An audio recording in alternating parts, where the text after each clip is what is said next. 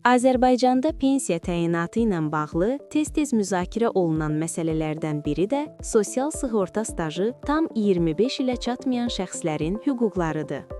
Bəs stajın tamamlanmasına bir neçə ay qalan və artıq pensiya yaşı tamamlanan vətəndaşlar təqaüd ala bilirmi? Globalnet xəbər verir ki, mövzu ilə bağlı hüquqşünas Tağı Hüseynov konkret azı açıqlamasında bildirib ki, qanunvericiliyə əsasən müəyyən hallarda vətəndaşlara güzəşt tətbiq olunur.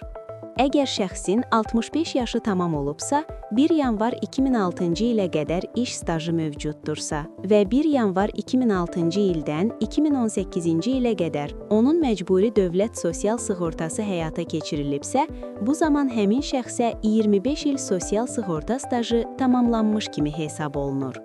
Hüquqşünas qeyd edib ki, belə hallarda vətəndaşa pensiya təyin edilir, lakin bu minimal pensiya məbləği əsasında olur.